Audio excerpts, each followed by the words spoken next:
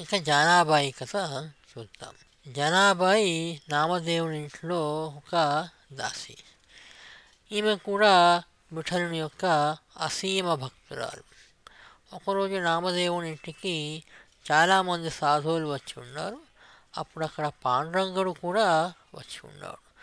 నామదేవుడు అప్పుడు భక్త సముదాయంతోనూ ఆప్త ఇష్టులతోనూ కూడి భోజనానికి కూర్చున్నారు.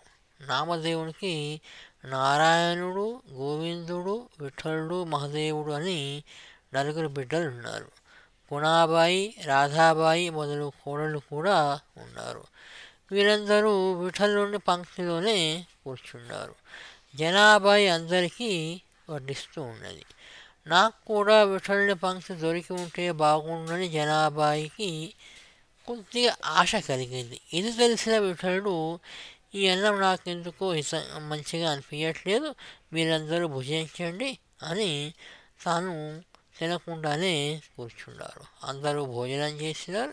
దేవుడు చేయి కడుక్కొని పోయి చాప మీద కూర్చున్నారు. నామదేవుని తల్లి గున్నాయి మరియు అతని భార్య దేవుని యొక్క అపూర్ణ భోజనము, ఆయన భోజనం చేయకపోవడం చూసి ఆశ్చర్యపోయినారు.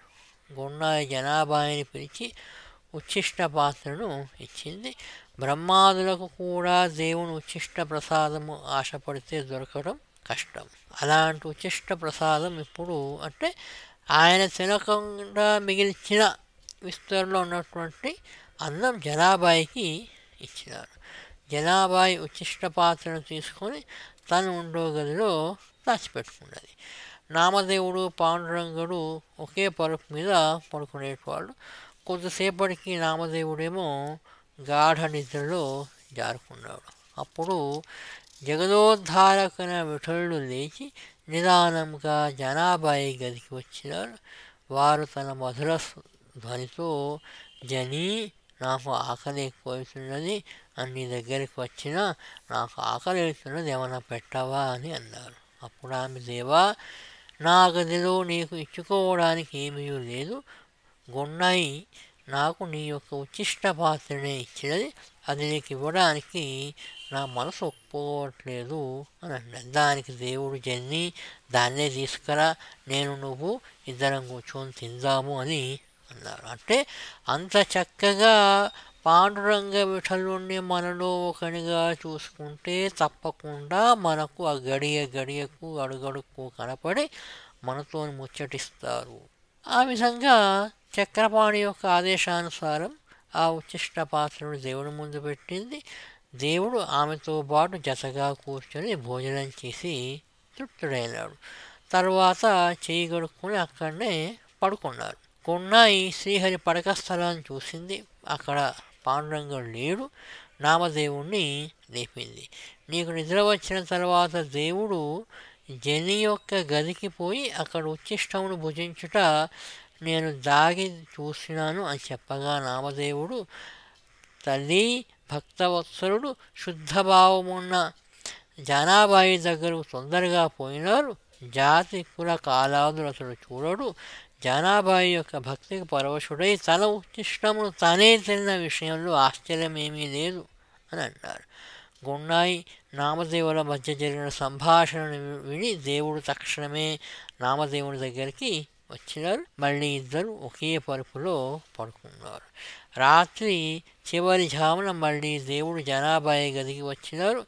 ఆమె పడుకున్న పరుపు మీద కూర్చొని, జని, తొందరగా లే, పొద్దయింది, పిండి చేసేది తీసుకురా అని వెంటనే లేపి దేవునితో కలిసి విసురవుతుని పిండి తిప్పడం ప్రారంభించినారు.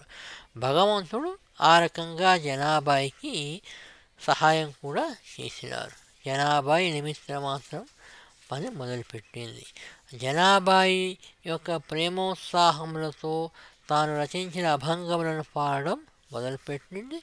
ఆమె భక్తితో పాడడం విని పండరినాథుడు ఆనందంతో తల ఊపుతూ ఉండేటువంటి వారు. తుझी नाही केली सेवा, दुख वाटला से जीवा, नष्ट पापीण నీసీనా నాహి కేలి తుహి జానా అని మరాఠీలో ఉన్నటువంటి అభంగులు, నేను తెలుగులో రాసిన దాన్ని మరాఠీలో అనుకొని చదివినాను, తప్పులుంటే మన్నించగలరు. అయితే నాకు తోచిన విధంగా కొన్ని భంగము లేనటువంటి పాండురంగని మీద కొన్ని పదాలు ఇదివరకు కొన్ని రాసినాను. వారంతటి అసీమ భక్తుని కాకపోయినా నాకు తోచిన విధముగా పాండురంగాన్ని నేను కూడా కీర్తించి ప్రార్థన చేసుకున్నాను. జనాబాయి యొక్క పాటలను గొండాయి ఇంటి ముందు నిలబడి విన్నది. జనాబాయి వేరే ఎవరితో పెళ్లి చేయడాన్ని పిలుచుకొని వచ్చిందని భావించి చేతిలో కట్టెపట్టుకొని జనాబాయి గదికి పోయి జనాబాయిని తిడుతూ కర్రతో ఒక్క దెబ్బ కొట్టింది. ఆ దెబ్బ పాండురంగన్కి తగిలింది.